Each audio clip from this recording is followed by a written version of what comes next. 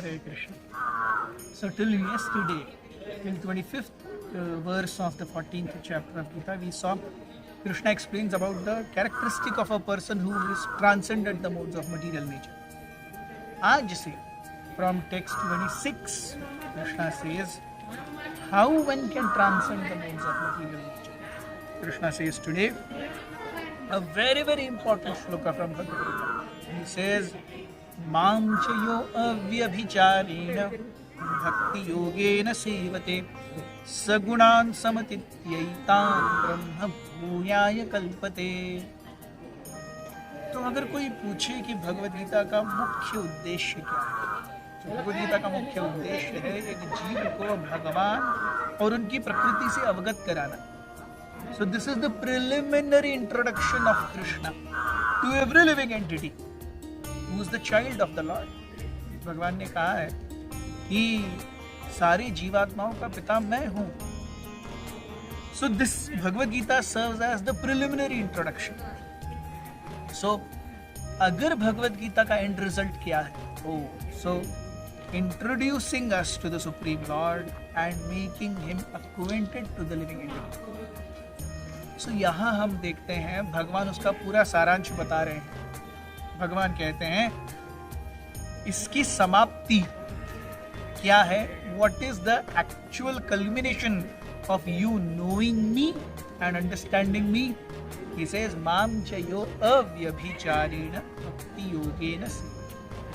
One who does unconditional devotional service, one who offers unconditional devotional service to me. And what kind of unconditional devotional service? Vyabhichar.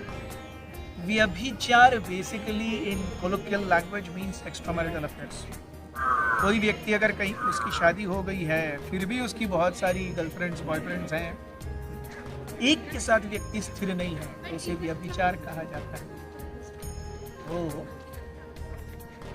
भगवान कहते हैं मेरी भक्ति भी कैसे करो? अव्यभिचार.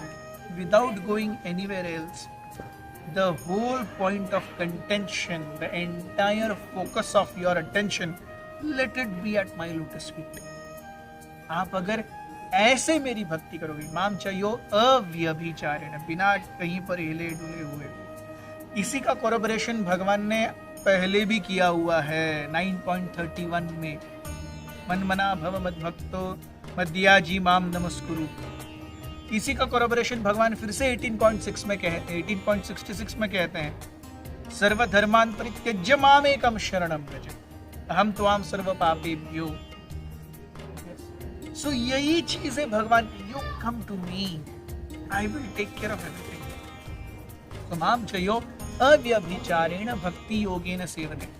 Again if somebody has a doubt, yes, कि चारों योगों में कौन सा सर्वश्रेष्ठ है, भगवान कहते हैं भक्ति योगेन सेवते. भगवान ने पहले भी कहा है कि भक्त्या माम अभिजानाति यावान यश्चास्मि तत्वतः. फिर पत्रम पुष्पम फलम तोयम योमि भक्त्या प्रयच्छति तदहं भक्ति उपहृतमश्नामि प्रयतात्मनः.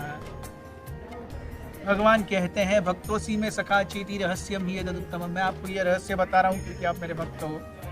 So if anyone has any doubt that of all the processes of connecting to Krishna, which is the supreme most, Krishna himself is again and again stating it is bhakti.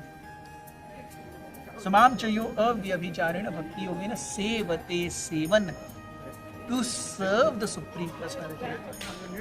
Majority of the times a living entity in this world is in the position of, or in the consciousness of, उसमें से मुझे क्या मिलेगा, what will I get. So जब जीव भगवान के पास जाता भी या देवताओं के पास जाता है, उसमें से उसे अरे मुझे क्या मिलेगा. भगवान rejects this kind of thing. He says bhakti does not mean you asking something in return. Bhakti means giving unconditionally. इसीलिए आज भी हम कहते हैं कि इस भौतिक जगत में अगर कहीं पर थोड़ा सा उस भक्ति का लेश मात्र गंध है, तो वो बच्चे और माता पिता के संबंध में है. क्योंकि माता पिता बच्चे के लिए सब कुछ करते हैं, but they don't expect. A cultured parents will never expect something from a child. Whereas even in any other relation, be it spouse or friends or siblings, कुछ ना कुछ एक्सपेक्टेशन होता ही है। लेकिन माँ पिताजी का, खास करके माँ का जो रिलेशन है, जहाँ पर एक्सपेक्टेशन कुछ नहीं है, देने की इच्छा है, कुछ करने की इच्छा है। So seven, to serve the Supreme Lord without any expectation. Sagunan samatitya. He can cross over the modes of material nature. Brahma bhuyaya kalpate. So what is Brahman platform? Brahman platform means someone who has transcended sattva rajas and tamas. इसीलिए जीव जो है वो ब्रह्म है, जीव भगवान का अंश है, और ये भौतिक जगत 3 गुणों के अधीन काम कर रहा है। हम ब्रह्म जीव इस प्रकृति से पूरी तरह परे हैं, इसका हमें कोई लेना देना नहीं है।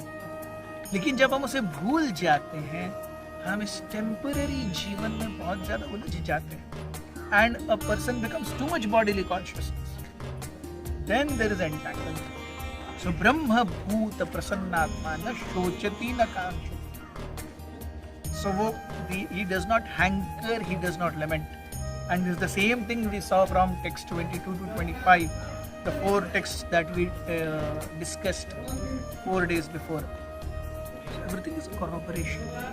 Right from chapter 2, text 13 onwards, till 18.66, we see same theme getting repeated, same points being stressed in different angles.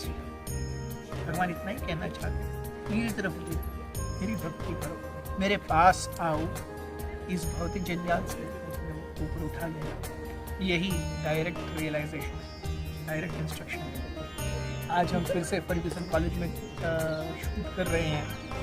So one of the oldest institutions for education और modern education in India, yes, and you can see the typical stone slab structure। उसी प्रकार से ये भगवत गीता, जैसे 186-year-old structure, ऐसे ये भगवत गीता भी बहुत ओल्ड है। भगवान ने खुद ही कहा है, millions of years back he had given it to sun god Vivaswar, but 5000 years back because the knowledge was lost, उन्होंने ये ज्ञान फिर से अर्जुन को दिया। जरूरत है उस ज्ञान को जानने की, उसे समझने की, उसे हमारे समसामयिक जीवन में परखने की और अपनाने की। बस इतनी ही देर है। हमारे साथ जुड़े रहिए।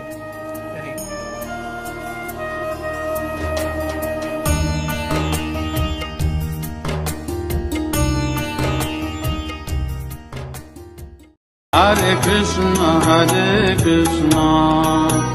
कृष्ण कृष्ण हरे हरे, हरे राम